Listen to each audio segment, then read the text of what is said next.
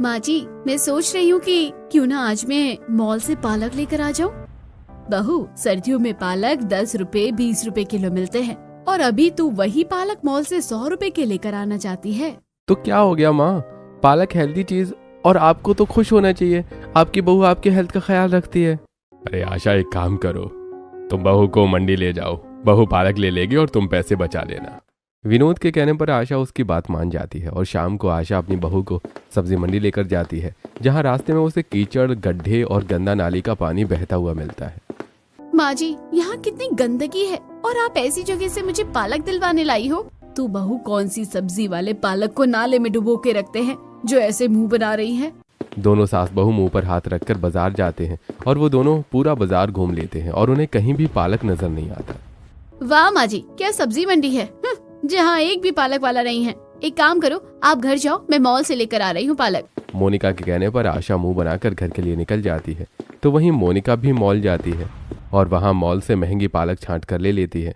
तो वहीं अब आशा अपने घर आती है तो वो देखती है कि मोहल्ले में उसकी कुछ पड़ोसन आपस में बातें कर रही हैं। अरे सुमन बहन, मैं क्या बताऊँ तुम्हें, शहर आकर तो मैं पछता ही रही हूँ। अगर मेरे पति की नौकरी और बेटे का काम ना होता ना, तो इस शहर में तो मैं एक कदम ही नहीं रखती।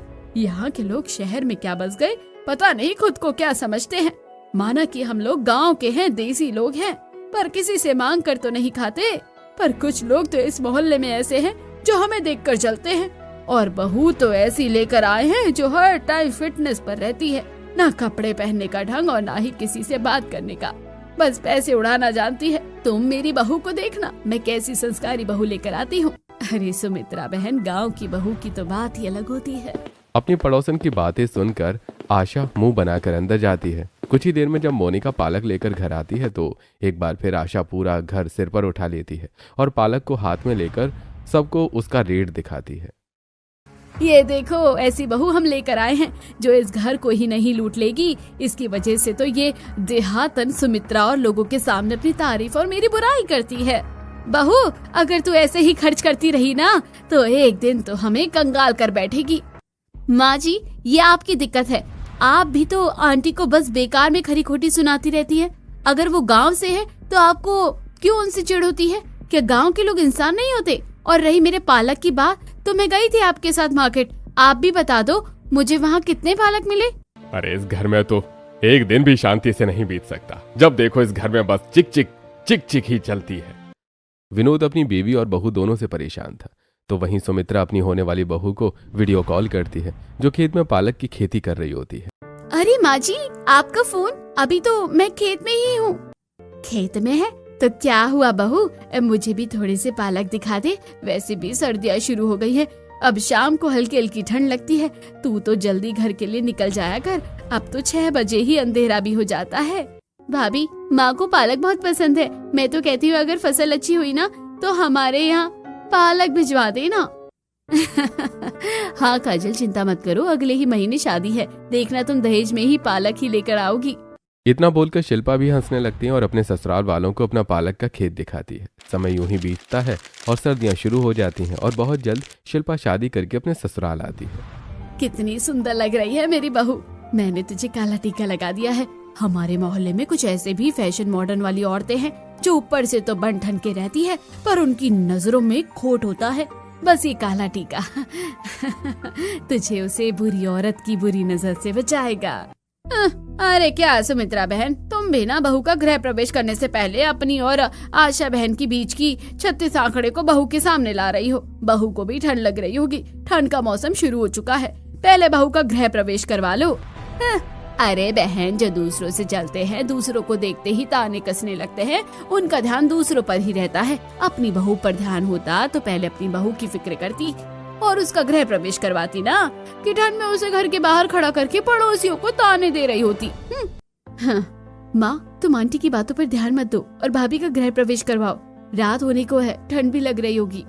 काजल अपनी माँ को चुप करवा देती है, जिसके बाद सुमित्रा अपनी बहू का गृह प्रवेश करवाती है और कुछ ही देर में सब अपने कमरे में सोने के लिए चले जाते हैं, जहाँ शिल्पा अपने पति पवन से कहती है, पवन जी, मैंने आते ही देखा, शायद माँ जी हमारे पड़ोसन को पसंद नहीं करती, पर ऐसा क्यों? शिल्पा तुम्हें क्या बताऊं, हमारी जो वो पड़ोसन है ना, वो लोग शहरी ठहरे खुद को बड़े ही मॉडर्न शहरी कहते हैं और हमें यहाँ पर आए 10 से 15 साल ही हुए हैं। और माँ की भाषा तो तुम्हें पता ही है। अब तो माँ हिंदी बोलना सीख गई हैं, पहले अपनी भाषा में बोलती थी। बस यही वजह है कि वो शहरी लोग हमें गवार बेवकूफ़ गांव का देहाती समझते हैं और इसलिए माँ को हमारी वो पड़ोसन नहीं पसंद, क्योंकि माँ को शहरी लोग नहीं पसंद हैं और ना ही शहरी लोगों का तौर तरीके। पर क्या करें, शहर में रहकर कुछ चीज़ें तो अपनानी ही पड़ती हैं। जब शिल्पा को ये पता चलता है कि दोनों परिवार के बीच किस चीज़ को लेकर मनमुटाव है तो वो भी शांत हो जाती है। और इसी तरह कुछ दिन बीत जाते हैं और धीरे धीरे ठंड भी बढ़ जाती है। साथ ही अब बाजार में हरी सब्जियों के साथ पालक, सरसों जैसे और भी साग मिलने शुरू हो जाते हैं। ऐसे ही एक दिन मोहल्ले में सब्जी वाला पालक और कुछ सब्जी लेकर आता है। तुझे बहुत पसंद है ना पालक? अब तो गली में ही आ गया पालक वाला पालक लेकर। अब मॉल से जाकर 10 रुपए का पालक 100 रुपए में मत लेकर आ जाना। वो सब तो ठीक है माँ जी, पर ये पालक मुझे कुछ ठीक नहीं लग रहे हैं। ये लो बताओ जी, इतने फ्रेश पालक है, ऊपर से देखने में कितने साफ और सुंदर है, पर इन्हें अच्छे और बुरे पालक के बीच का फर्क क्या पता होगा? आखिर शहरी लोग जो ठहरे मॉडर्न लोग हैं भाई, मॉल से सब्जियां लेकर आते हैं तो गरीब ठेले वालों के पालक इन्हें क्यों अच्छे लगेंगे? अरे बिल्कुल सही कहा बहन जी, अपने ग्राहकों के तो नखरे ही खत्म नहीं होते। कितना भी अच्छा सब्जी लाकर दे दो उसमें नुक्स ही निकालते हैं। ऐसा मत बोलो भैया, कमी होती है तभी ग्राहक नुक्स निकालते हैं। और तुम बिल्कुल सही कह रहे हो बहन, ऊपर से पालक अच्छे हैं पर अंदर से गले हुए हैं। माँ जी रहने दो ये पालक, इस पालक को लेकर पैसे बर्बाद मत करो, ये पालक बिल्कुल भी अच्छे नहीं है। लोग दूसरों की बहू पर तुरंत उंगली उठा देते हैं पर अपनी ही बहू को देखते नहीं। बहू, मैं तेरी सास हूँ और तू दूसरों के सामने मेरी बताई हुई चीजों को गलत ठहरा रही है। नहीं नहीं माँ जी, मैं आपको गलत नहीं ठहरा रही, बस मैं आपके पैसे बर्बाद नहीं होना देना चाहती। मैं किसान की बेटी हूँ, बचपन से पालक की खेती करती आ रही हूँ। कौन से पालक अच्छे हैं और कौन से खराब, मुझसे बेहतर पहचान यहाँ पर शायद ही किसी को होगी। सुमित्रा, तुम्हारी बहू सही कह रही है, मुझे भी ये पालक सही नहीं लग रहे हैं। भैया तुम तो मेरे लिए बस 1 किलो गोभी ही तोल दो, पालक तो मैं बाजार से ले आऊंगी, वैसे भी आज मंगल बाजार है। क्योंकि शिल्पा गांव की होती है इसलिए उसे ताजी, बासी और खराब सब्जी की पहचान होती है और जब वो पालक में कमी निकालती है तो कोई भी ग्राहक सब्जी वाले से पालक नहीं लेता। कुछ देर में सब्जी वाला वहां से चला जाता है तो वहीं मोनिका अपने घर में अपनी सास से कहती है, सुमित्रा आंटी की बहू कितनी समझदार है, जबकि गाँव की है। अब बेकार ही आंटी से चिढ़ती हैं। गांव के लोग समझदार तो होते ही हैं माँ जी। अरे बहू, ये क्या तुमने अपनी सास के सामने गांव वालों की तारीफ कर दी? तुम्हारी सास पैदाइशी शहर की है, वो गांव के लोगों से दूर ही रहती है। अपने पति और बहू की बात सुनकर आशा मुंह बनाकर अपने कमरे में चली जाती है तो वहीं सुमित्रा भी अपनी बहू से नाराज होकर एक कोने में बैठी होती है। ये देखकर सुरेश उसे समझाते हुए कहता है, अरे क्या हो गया भाई, क्यों बहू से मुंह फैलाकर बैठी हो? अपनी बहू से ही पूछिए, वो पड़ोसन जो हमें हर वक्त गंवार और देहाती कहती रहती है, आपकी बहू और उसकी बहू की तारीफ करके आई है। इसने सबके सामने मेरी बात काट दी है। क्या मैं इसलिए गांव की लड़की लेकर आई थी? आखिर इसमें और शहरी लड़की में फर्क ही क्या रहा? क्या माँ, क्यों नाराज हो रही हो?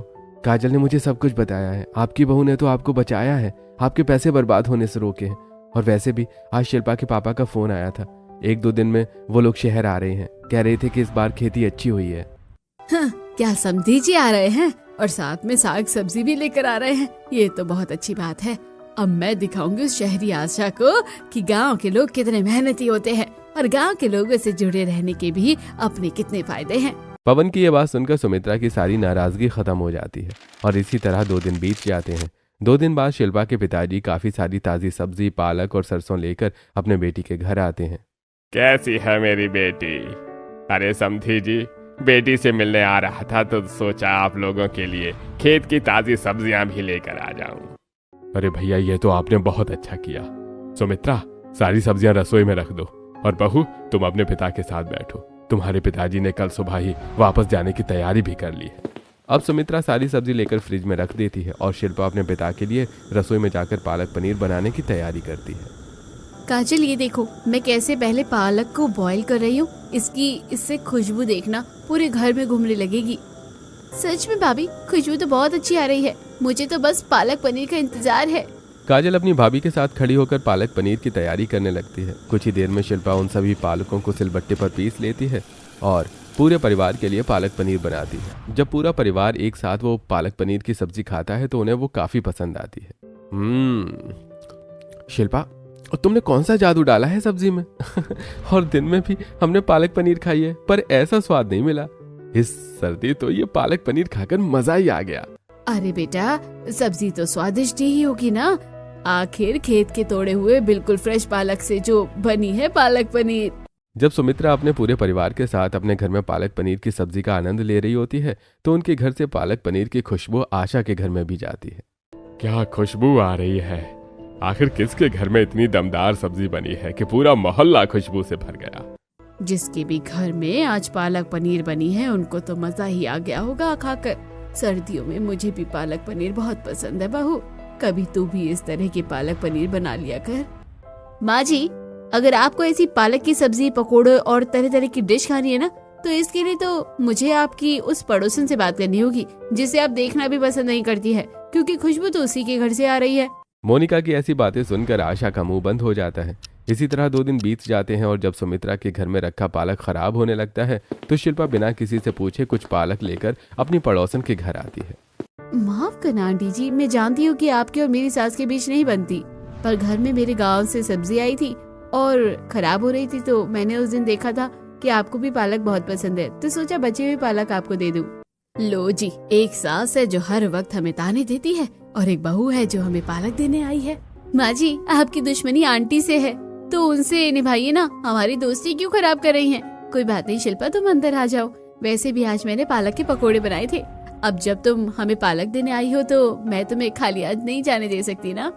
मोनिका अपनी सास की एक नहीं सुनती और शिल्पा को अंदर लेकर आती है। वो पालक रसोई में ले जाकर रख देती है और साथ ही उसके लिए पालक के पकौड़े लेकर आती है। पकौड़े खाकर शिल्पा को काफी अच्छा लगता है और वो उससे उसकी रेसिपी पूछती है।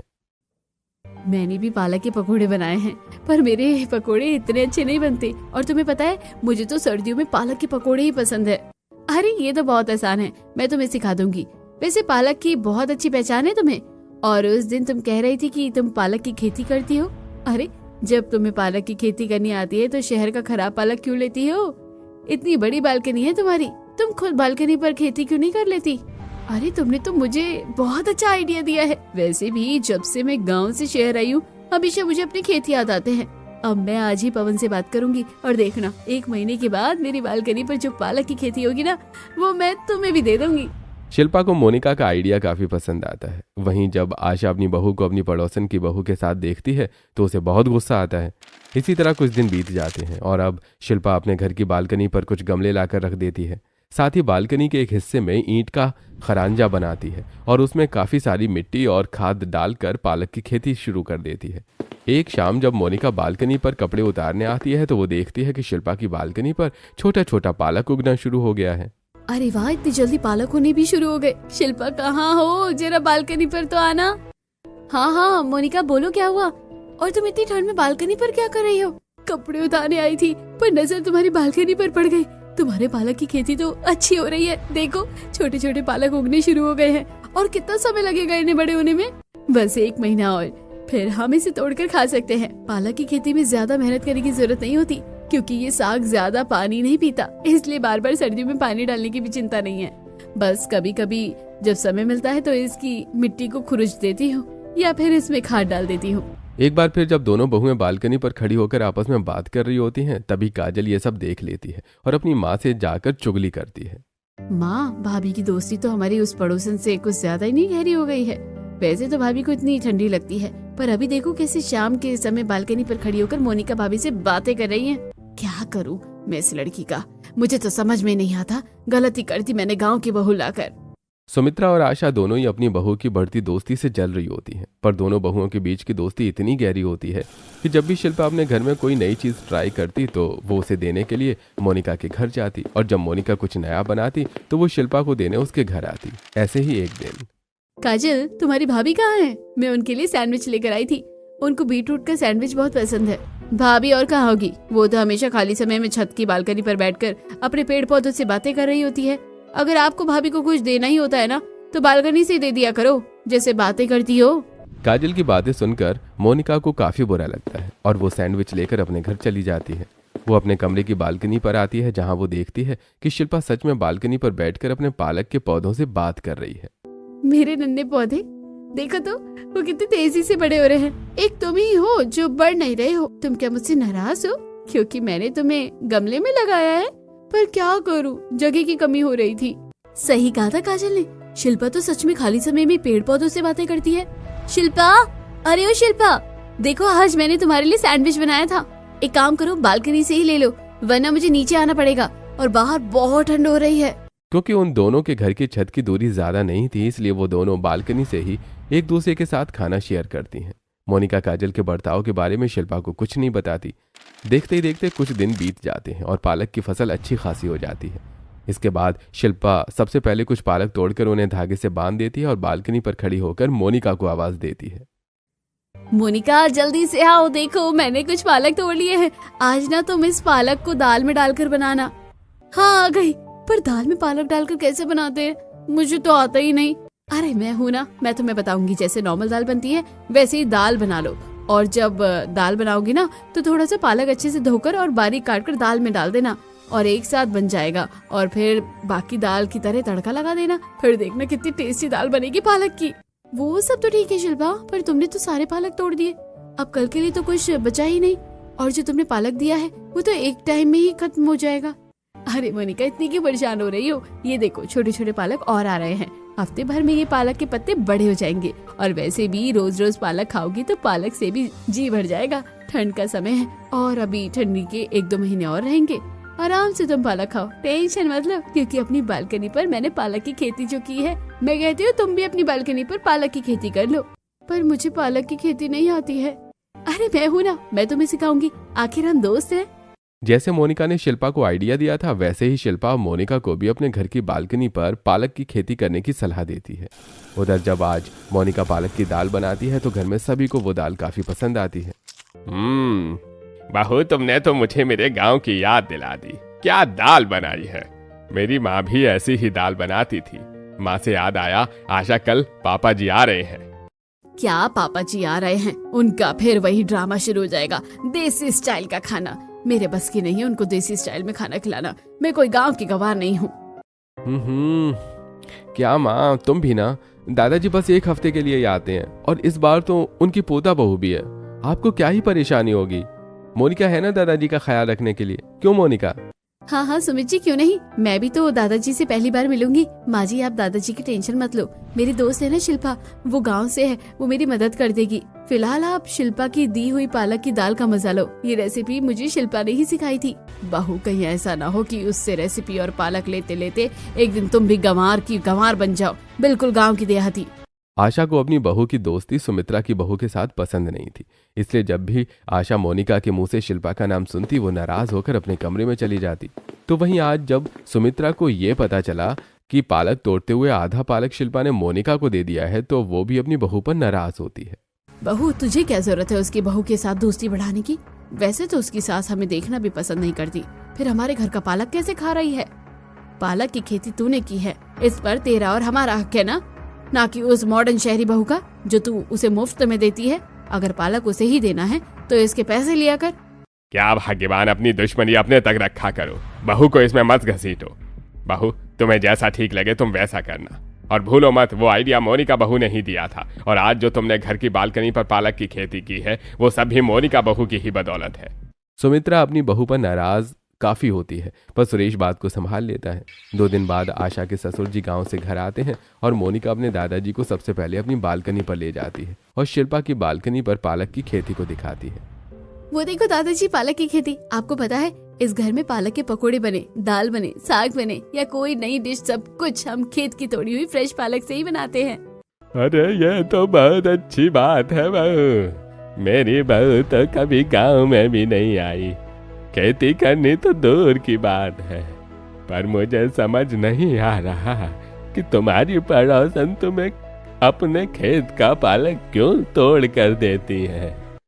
दादाजी मैं आपको एक राज की बात बताऊं, माँ जी की उस आंटी जी से जितनी दुश्मनी है उतनी ही ज्यादा मेरी उस घर की बहू से दोस्ती है। और उसकी बालकनी पर जो पालक की खेती है ना, उसका आइडिया मैंने ही उसे दिया था। अरे बहू, इसको देसी लोगों से बहुत चिढ़ है ना। आज तू बहू खुद कहीं नहीं जाएगी, आज मेरी बहू जाएगी पालक लेने के लिए। दादाजी आशा को परेशान करने के लिए नीचे आते हैं। जब आशा दवाई खाकर अपने पैर दबा रही होती है तो दादाजी आशा से कहते हैं, अरे बहू, अभी तक तो तुम्हारी सिर्फ 50 साल की उम्र है और अभी से ही जोड़ों की दिक्कत शुरू हो गई। अरे सर्दियों में अगर गांव में रहती और थोड़ा काम कर रही होती तो ये परेशानी नहीं होती, पर अब भी ये परेशानी ठीक हो सकती है। एक काम करो, हमारी जो पड़ोसन है उसकी बालकनी में पालक की खेती हो रही है। बहू बता रही है कि आइडिया उसी का था, तो एक तरह से उस पर भी हमारा भी थोड़ा हक है। जाकर अपनी पड़ोसन से पालक लेकर आओ। आज बहू मेरे लिए पालक पनीर, पालक के पकौड़े, पालक की दाल और पालक का साग बनाएगी। पापा जी, मेरे घुटनों में बहुत दर्द है। आपको पता है ना, मुझे सीढ़ियाँ उतर कर नीचे जाना होगा, और जो हमारी पड़ोसन है उसके घर के बाहर भी कितनी सीढ़ियाँ हैं। बहू, जब 70 साल की उम्र में इतनी सीढ़ियाँ चढ़ सकता हूँ, गलियाँ नाप सकता हूँ, तो क्या तू अपनी बगल वाली पड़ोसन के घर नहीं जा सकती? अब बहाने छोड़ो और जाकर पालक लेकर आओ। अपने ससुर की बात सुनकर आशा मुंह बनाकर लंगड़ाती हुई अपनी पड़ोसन के घर आती है। जब सुमित्रा आशा को अपने घर में देखती है तो उसे फिर से ताने देने शुरू कर देती है। अरे भाई, कोई आरती की थाल लेकर आओ, हमारे घर में बड़े लोग आए हैं। बहन जी, हम तो गांव के देहाती गंवार हैं, हमें तो ना खाने का ढंग है ना कपड़े पहनने का। तुम तो बड़े तबके के लोग हो, फिर आज हमारे घर में कैसे? लगता है आज सूरज पश्चिम से निकला है। जरूर काम होगा माँ, वरना आंटी हमारे घर आए। ऐसा हो सकता है क्या? काजल, मुझे तुमसे ये उम्मीद नहीं थी। तुम्हें दिखाई नहीं दे रहा आंटी लंगड़ा कर चल रही है। आंटी, क्या आपके जोड़ों में दर्द है? आप 10 मिनट बैठिए, मैं आपके लिए अभी जड़ी बूटी का मरहम बना कर ले आती हूँ। सर्दियों में इसे लगाने से जोड़ों के दर्द ठीक हो जाते हैं। बस 10 दिन में आपके पैरों की मालिश कर दूंगी, फिर देखना इस सर्दी आप भी कैसे फुर्ती से चलेंगी। मैं यहाँ तुमसे मालिश करवाने नहीं आई हूँ, पालक लेने आई हूँ। कोई बात नहीं आंटी जी, मैं आपको पालक भी दे दूंगी। अब बस 10 मिनट रुको। इतना बोलकर शिल्पा छत पर जाती है और जल्दी से कुछ पालक तोड़कर नीचे आती है। साथ ही रसोई में जाकर एक सूती कपड़े को गर्म पानी में डुबो देती है और उसमें थोड़ी सी हल्दी और कुछ जड़ी बूटियां डालकर बाहर आती है। वो जबरदस्ती आशा के जोड़ों की मालिश करती है और पट्टी बनाकर उसके जोड़ों पर बांध देती है। ये लीजिए आपका पालक, और इस पट्टी को रात में सोने से पहले खोल देना, देखना आपको बहुत आराम मिलेगा। और मैं कल भी आऊंगी। आशा पालक लेकर अपने घर आती है, जिसके बाद मोनिका अपने घर वालों के लिए पालक पनीर, पकौड़े, दाल और साग बनाती है। जब पूरा परिवार खाना खा रहा होता है तब तक आशा को अपने जोड़ों के दर्द से काफी आराम मिल चुका होता है। अरे वाह, मेरे जोड़ों में तो काफी आराम है। सही कहा था उस लड़की ने। सच्ची बात है, गाँव के लोग तो बड़े ही तेज होते हैं, देसी नुस्खे बहुत अच्छे से जानते हैं। इतनी जल्दी तो मुझे दवाई से भी आराम नहीं मिलता था। क्या हुआ माँ, खाना ज्यादा पसंद आया या शिल्पा की मालिश? जितना आप मुस्कुरा रही हो, शिल्पा ने मोनिका को बताया कि आपका जोड़ों का दर्द उससे देखा नहीं गया और वो कल भी आएगी आप मालिश करने के लिए। अरे बेटा, तू अपनी माँ को नहीं जानता, ये किसी की तारीफ नहीं कर सकती। देख कैसे मुंह बना रही है। घर में बैठे सभी लोग आशा का मजाक बनाते हैं। अगली सुबह घर वालों के मना करने पर भी शिल्पा जड़ी बूटी और पट्टी लेकर आशा के घर आती है और कमरे में जाकर फिर से उसके पैरों की मालिश करती है। शिल्पा, कितनी अच्छी है तू। मुझे भी बता दे कि कैसे मालिश करती है और कौन सी जड़ी बूटी लगाती है। इस तरह से रोज रोज आएगी तो तेरे घर वाले नाराज होंगे। सिर्फ माँ जी नाराज होती है, पापा जी और पवन जी तो मेरा पूरा साथ देते हैं। और हाँ मोनिका, मैंने तुम्हें खाद, मिट्टी और केमिकल लाने के लिए बोला था, लेकर आई या नहीं? मैं पालक के बीज लेकर आई हूँ। चलो बालकनी पर, मैं तुम्हें सिखाती हूँ कि पालक की खेती कैसे की जाती है। माँ जी, अब आप 1 घंटे आराम से लेटी रहना, आपका दर्द छूमंतर हो जाएगा। वैसे बहू, मुझे लगता है कि गांव के लोग गंवार और देहाती होते हैं, उन्हें खाने और रहन सहन का ढंग नहीं होता है। पर आज तूने मेरे दर्द के साथ साथ मेरी सारी गलतफहमी को भी दूर कर दिया। अब मैं तेरी सास के सामने दोस्ती का हाथ खुद बढ़ाऊंगी। आशा की बात सुनकर शिल्पा को काफी अच्छा लगता है। अब शिल्पा और मोनिका बालकनी पर जाती हैं, जहां दोनों दोस्त मिलकर बालकनी के 2 तरफ मिट्टी फैलाती हैं और खड़ंजा बनाती हैं। खेती करना कितना मुश्किल है, छोटी सी बालकनी पर खंडजा बनाया है और मैं इतनी थक गई। तुम गांव में खेती कैसे करती थी? अरे तू इतने में ही थक गई? अभी तो गमले भरकर उन्हें ग्रिल से भी लटकाना है, उसके बाद बीज डालना है और खाद डालना है, जल्दी कर। इतना बोलकर एक बार फिर दोनों मोनिका और शिल्पा खेती करने में लग जाती हैं। अब वे छोटे बड़े गमलों को ग्रिल के आगे लगाती हैं और कुछ गमलों को रस्सी के सहारे बांध देती हैं। सभी में खाद, पानी और पालक का बीज डाल देती हैं। देखते ही देखते 10 दिन बीत जाते हैं। इन 10 दिनों में आशा के जोड़ों का दर्द भी खत्म हो जाता है और धीरे धीरे मोनिका की बालकनी में जो पालक की खेती की गई थी उसमें भी पालक आना शुरू हो जाता है। वहीं बालकनी में अरे ओ सुमित्रा, अब तुम्हें इतराने की जरूरत नहीं है। देखो हमारी भी बालकनी में पालक की खेती हो गई है।